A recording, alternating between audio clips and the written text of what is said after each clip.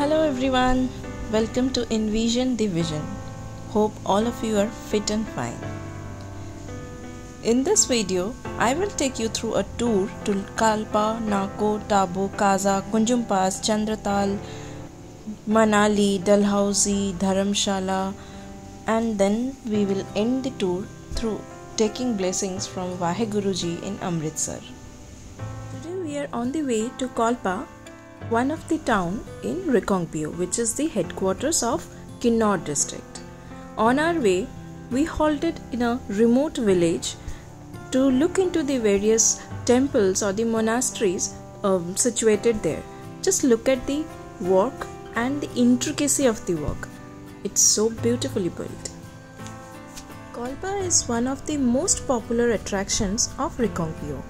Mainly, it is the chief village in this region of Kinnaur. It is located at a height of 2768 meters.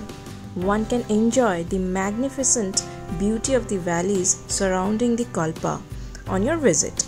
The best time to visit is from April to June, and if you want to enjoy the delicious red apples, then the best time will be September to October. How to reach Rikhongpio?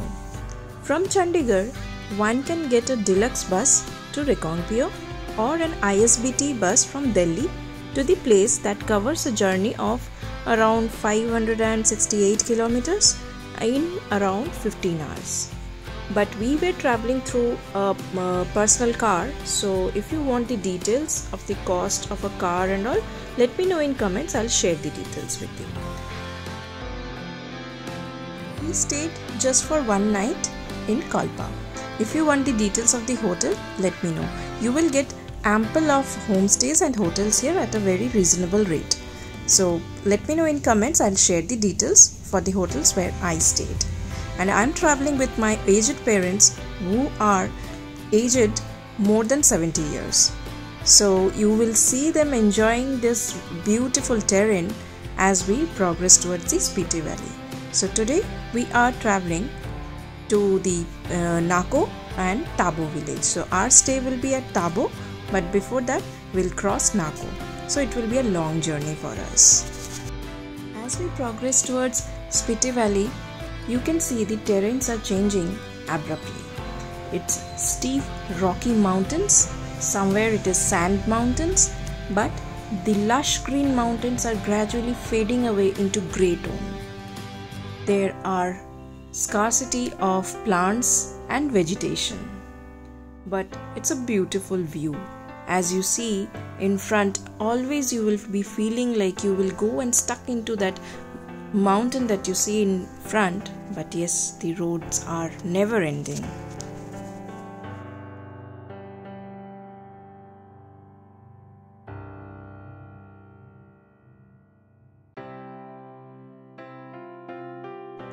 We are almost nearing to Nako village. Here we can see the Nako lake and the Nako monastery. It's a very small village of around 50 to 60 houses. I have covered the history of Nako village in one of my videos. I'll share the link in this video. Please have a look to it. You will definitely enjoy to know about the story of this village and why these unique structures of these houses. After a short break at Nako village, we had our lunch there. The food options that you get in these terrains are very basic, like dal chawal, rajma chawal, Maggi, momos. These are the basic items that you will get, so you have to adapt to that. But yes, the food is tasty as per the region. So after having our lunch, we are on the way to Tabo.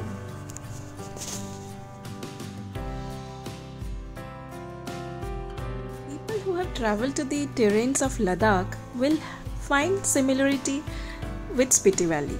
But yes, I should say Spiti Valley is unique. It is much more beautiful and much more memorable than Ladakh. I have personally traveled to Ladakh a year before I went to Spiti Valley.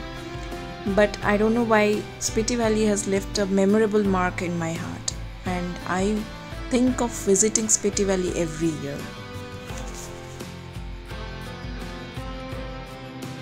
I hope you will also agree to me by the end of this tour, because I will be taking you to all the routes that I am going through and will be sharing each and every detailed video in this. So we have already entered Tabo region, and that small building that you see on top is the Gyu Monastery.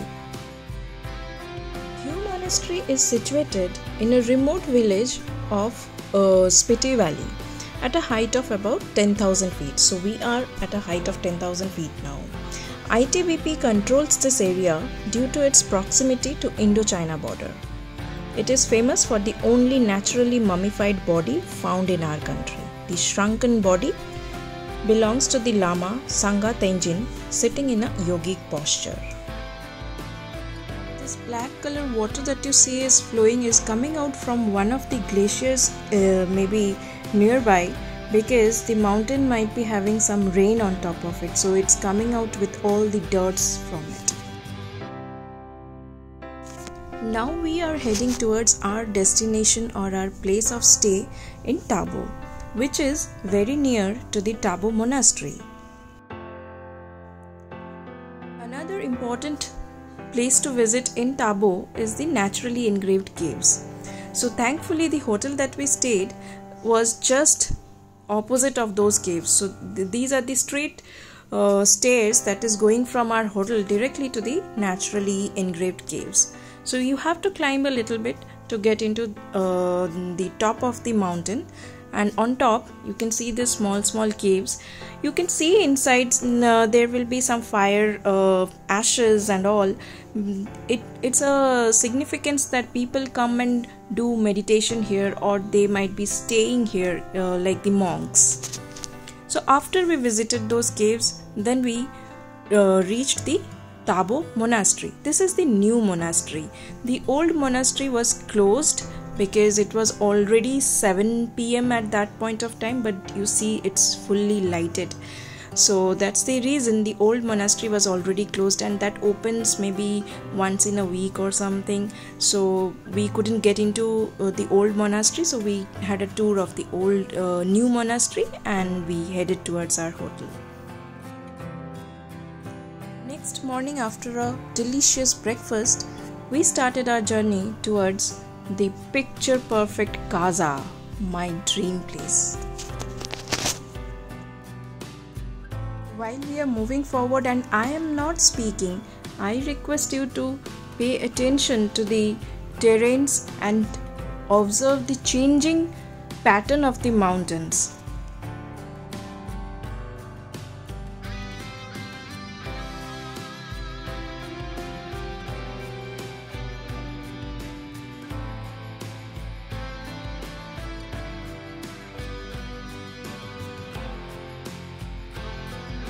Entered Kaza. Look at those mountains with snow-clad peaks. It's a beautiful contrast. As we entered Kaza, our first point is Dhankar Monastery. It's one of the oldest monastery of this area. Dhankar Monastery is a Buddhist temple in the district of Lahaul Spiti, situated at an elevation of 3,800 meters. It's a ritual to stick coins in the walls of inside the gompa to make any of your wish come true. This is again a mummified goat structure which is hung inside the Dhankar Monastery. So you can see my father enjoying that mummy. This monastery holds great significance in Spiti Valley, historically and culturally. First, it has served as the seat of Spiti Valley's ruler in the ancient times, making it the center of political and administrative power. The monastery was crucial to the region's governance and religious affairs. When you are visiting Dhankar Monastery, it is essential to adhere to specific guidelines to respect the sanity of this place. Dress modestly, covering your shoulders and legs to show reverence. Maintain a peaceful environment by speaking softly and refraining from the disruptive behavior. We reached this place from Shimla, covering the Kinnaur district in between. But you can also plan from the other way, which is from Manali. You can come via Rohtang Pass or Kunjum Pass. We will also go to Kunjum Pass, but later on, in the later part of our trip, after covering Spiti Valley. So now we are heading towards our stay in Kaza. As we reached little early to our stay, so we thought of taking a bit of rest in the afternoon, and then we planned for a short walk to the Kaza market, which is around 2 to 3 kilometers from the place where we stayed. So but 2 to 3 kilometers while walking seems to be a longer distance. It's easy for them, people who stay there, they can say you that it is a 30 minutes walk, but for us who stays in a plain land, it can take around an hour. It's a small little marketplace with a variety of items of Tibetan and Himalayan products. You can bargain and buy. After a market visit, we came back to our hotel or the homestay and had a lovely dinner. Next morning, we are heading towards the comic village and the post office, world's highest post office.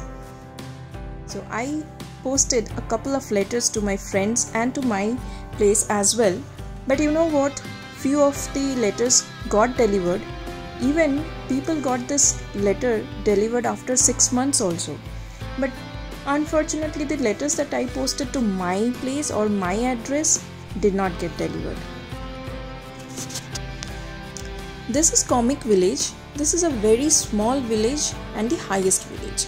So this also has a little monastery to it. This monastery that you are seeing here, it's the new monastery. I'll take you to the old monastery as well.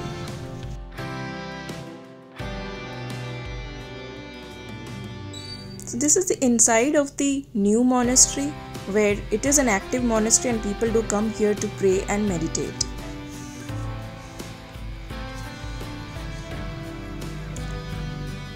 And this monastery that you see, it is the old monastery.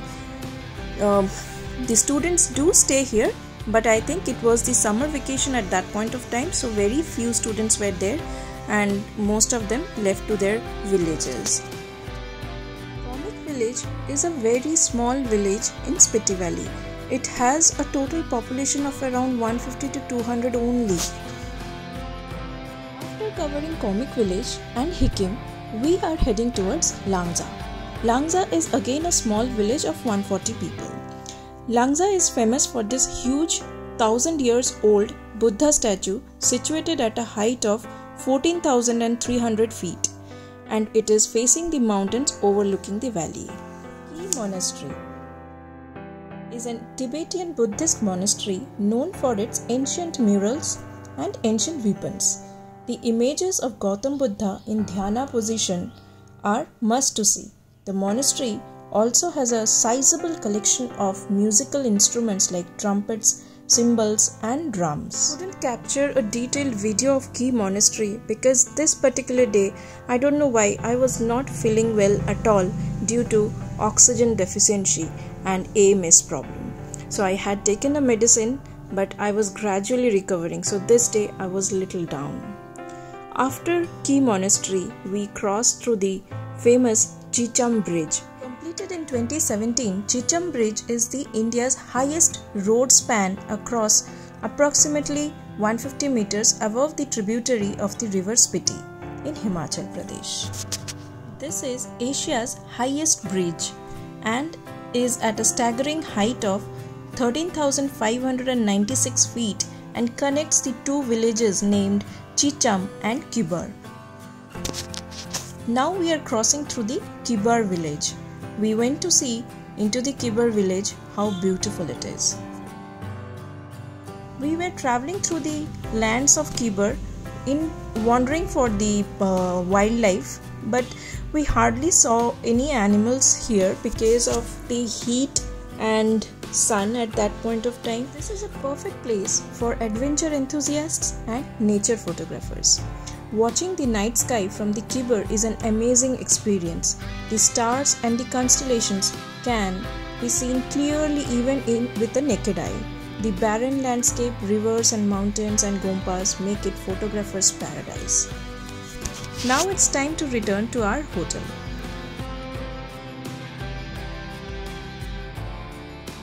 For the one last time, we are crossing the famous Chicham bridge again until we come back.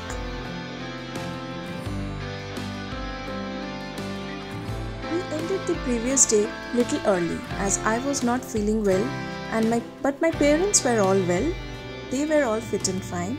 So we ended that day soon, and next morning we started early around 4 a.m. in the morning because today we are heading to the picture perfect Chandratal and the Kunjum Pass.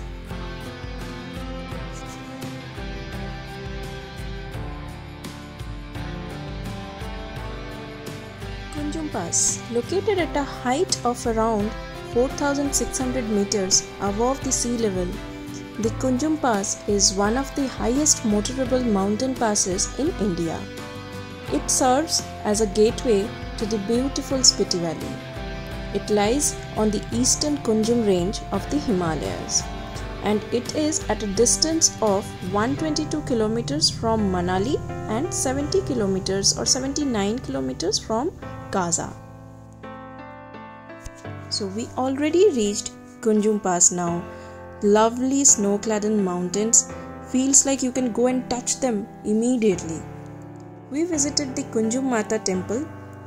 We received her blessings before we started for Chandratal, which is a very dangerous route, I should say.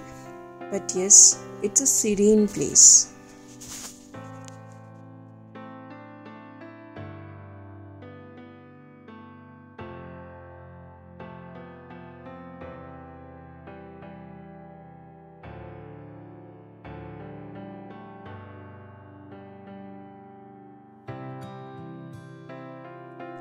You can witness wild yaks over here, but they don't harm you. They just gaze on the little grasses or vegetation that is available in this area.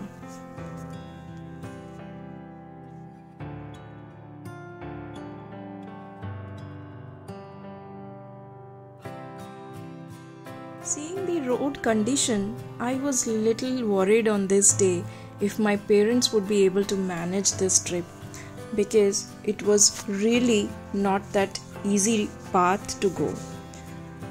It was all snow-clad on both sides of the road, and the road was so uneven and such a narrow lane. We were all scared, and I don't know what we were doing, but yes, we were all scared. You can see the road conditions.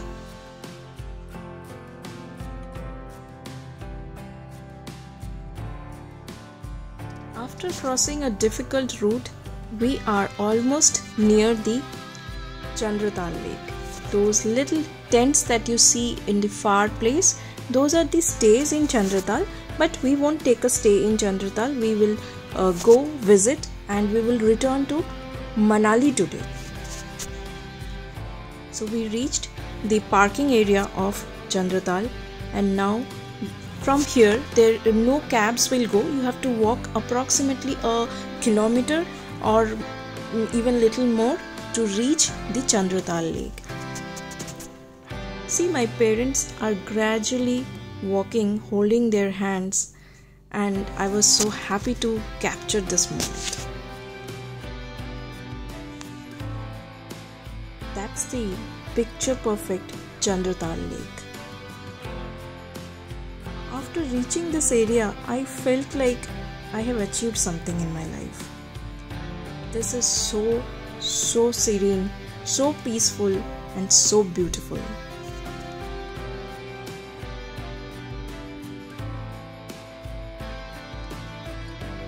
Many people or visitors who were available or who also went for a visit to Chandratal Lake questioned me, how did you even take this courage out to bring your aged parents who are more than 70 years through this route? You can see the road condition. All glacier molten water are like covering the entire road with stones, and it is making the path so difficult for a car to drive through. As per Hindu mythology, Chandratal is a place where Indra, the king of gods, came down with his chariot to transport Yudhishthir, the elder of the 5 Pandavas, in his mortal form to Swarg or heaven. Locals believe that fairies visit this lake at night, so people are not allowed to visit Chandratal lake after 4 p.m. or they are not allowed to stay near Chandratal during the night. If you want to visit Chandratal lake through public transport, you can opt for the buses which are available from Manali to Chandratal. There are 2 buses that traverse between Manali and Kaza early in the morning. That will be a cheaper option to travel, or else you can hire the cars. You can see in front that a car got stuck because of the glacier water and the stone that came under the tire of the car. So it is all stuck. People are trying to take it out from that situation.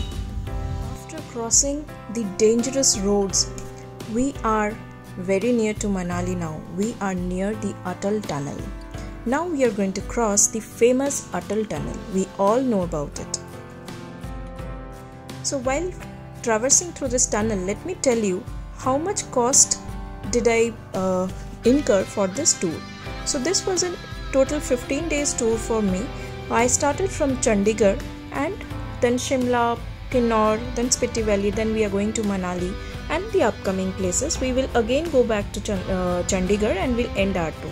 So including the flight cost from Kolkata to Chandigarh and vice versa, and the stay and the car costing for 3 of us, the total cost was around 1,30,000 approx, or maybe little more, because of the various expenses that we have done, like little bit of shopping or the ad hoc meals or lunches that we had in between our journey. So on our second day in Manali, we covered the famous Hidimba temple, Ghatotkaч temple, and now we are heading towards Anjani Mahadev and the other destinations. It was a cloudy day, so the zip line and all those activities were all closed. So here we are near the Anjani Mahadev. We came through those ATVs up to the Anjani Mahadev hill, and now there is around 50 to 60 steps that we need to cover to climb up to Anjani Mahadev, where a continuous fountain falls on top of a shivling from around 66 feet high.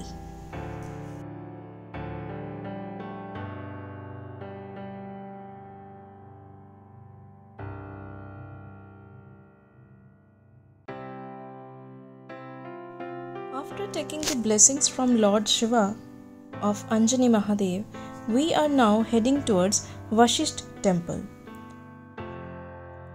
We are near the Vashisht temple area, so this is the market area before we reach the Vashisht temple. So we get a lot of varieties of items where you can collect multiple souvenirs, shawls, blankets from this area. But yes, definitely you need to bargain a lot. It was a rainy day and a very cloudy, gloomy day, so we reached hotel early and we were inside the rooms in the evening time. My parents went out to the shops nearby to collect some woolen items, shawls, etc. Next day morning also, it was a gloomy day, it was raining, and this is a video I am posting from last year, which on this day there was the landslide at Mandi, so roads were almost all stuck everywhere. We were continuously calling people while we were approaching. So on the route there was a Vaishno Devi temple. We visited there. We seek Mata's blessings. Now we are heading towards Parvati Valley through Kasol. We are going to visit the famous Gurudwara and Manikaran. Manikaran is famous for the hot springs. The main reasons is presence of deep fissures or cracks in the Parvati Valley region. Due to deep fissures present in the area, the water of the Parvati river percolates deep down and come in contact with the hot rocks between the earth. This hot water shoots upward at Manikaran. After taking a visit or praying in the Gurudwara, now we are heading towards the Shiva temple, which is located just behind the Gurudwara. So there is a narrow lane underneath the Gurudwara from where you can climb up to the Shiva temple. Today we will be staying at Kulu, and from here next morning we will start for our next journey. As we are gradually coming down from the top of the hills, just look at the scenic beauty. The entire atmosphere is changing, the climate is changing, the views are changing from green tone to grey tone, and then we are back to vegetation and green tone again with nice soothing temperature, no problem of AMS. We are getting food of our choice. Everything is so pleasant. We are at Baijnath temple now. We have already started our journey for our next destination after seeking blessings from Lord Baijnath. That is again a temple of Lord Shiva.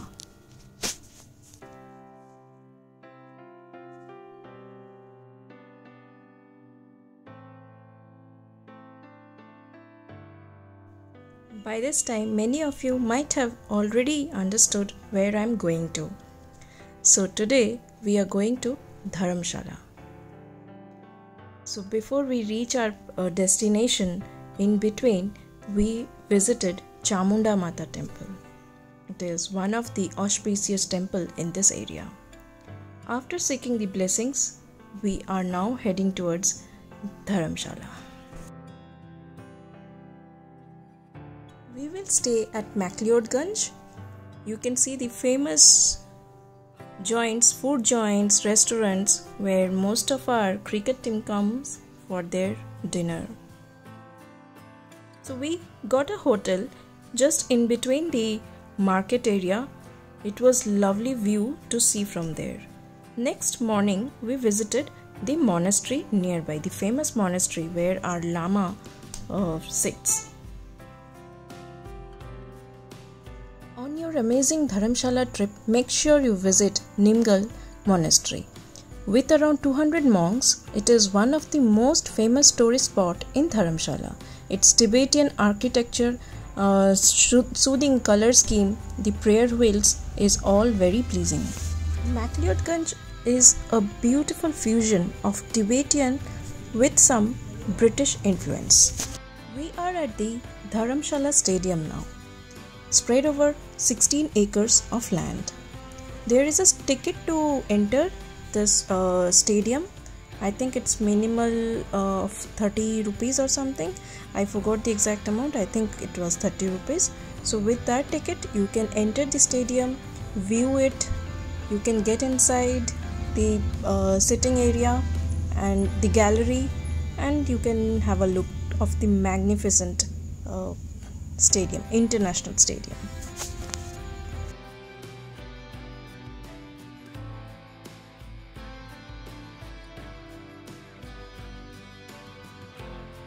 As the clouds and the rains, we are also becoming sad because we are gradually nearing to the end of this tour. So today we will be going to Dalhousie. So this is our last day in the hills. After this we will gradually go down to the plain lands and then back to home.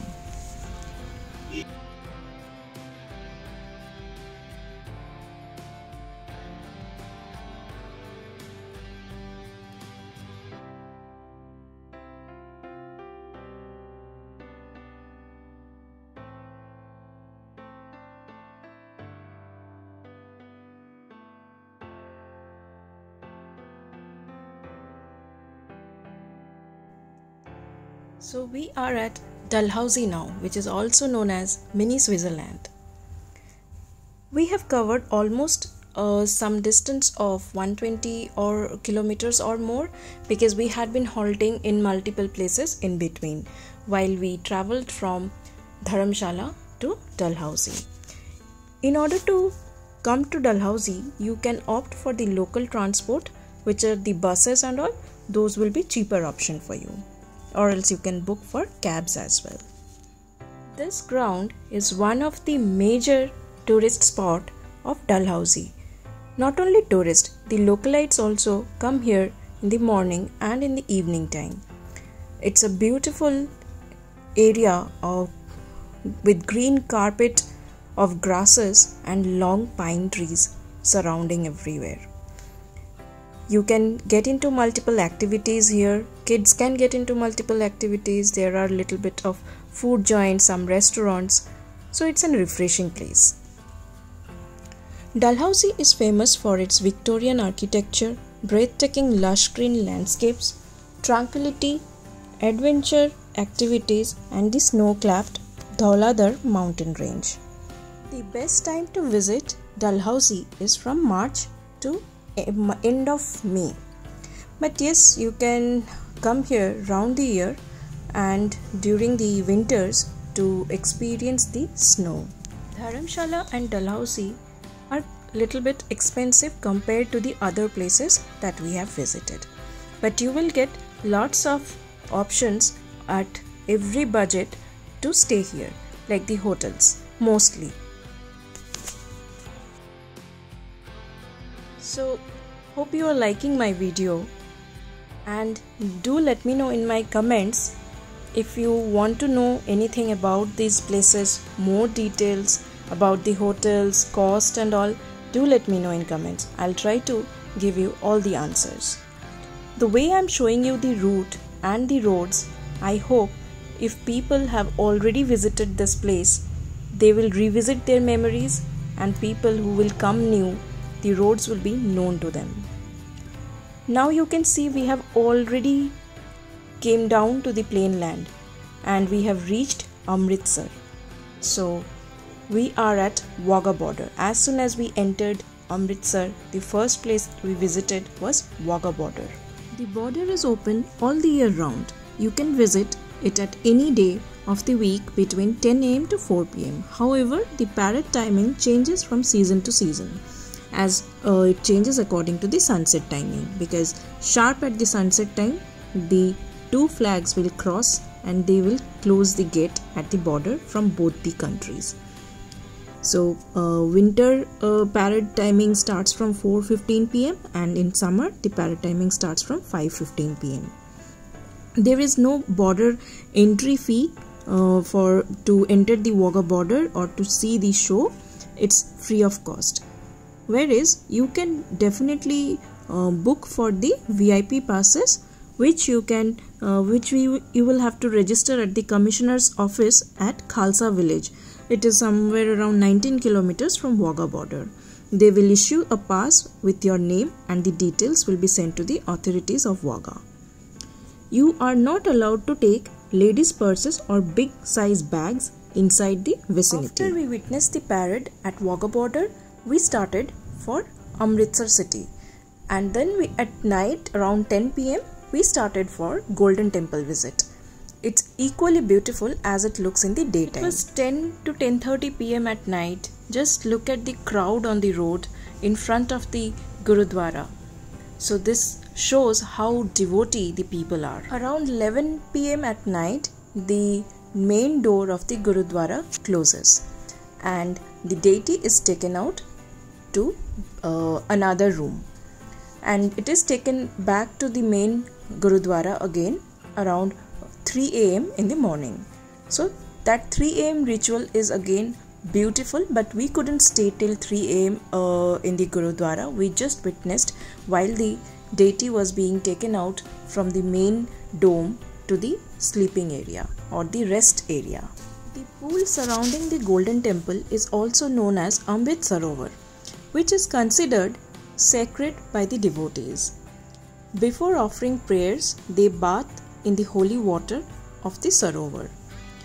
It is believed that the spiritual possessions can be gained by taking a dip in the holy water of the sacred pool. We somehow managed to get into the Gurudwara and reach the main dome area. So you can see now the deity is being taken out and is taken out to the other room where the deity will be having some rest. And I wish you get all the blessings from Vaheguruji.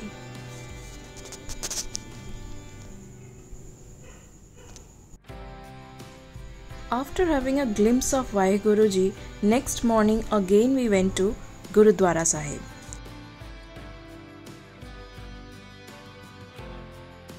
Then we witnessed Jallianwala Bagh, the tragic massacre. It definitely gives you a pain in your heart to see those bullet points. After a heartfelt memory from Amritsar, we headed towards Chandigarh. Our next destination was our home. So from Chandigarh, we took our flight to Kolkata, and this is the way we ended our magnificent tour of entire Himachal Pradesh. So hope you have enjoyed this video along with me. I will share all the links of my previous videos in the description section so that you can have a look to it, and hope that will help you in planning your tour. And if you want more details, please do let me know in the comment section, and also let me know if I have to modify anything. If you have any feedback on the videos that I am making, that will definitely help me to grow. If you have liked my video, please do like, comment and share. Thank you for watching. Stay well, stay safe. Thank you.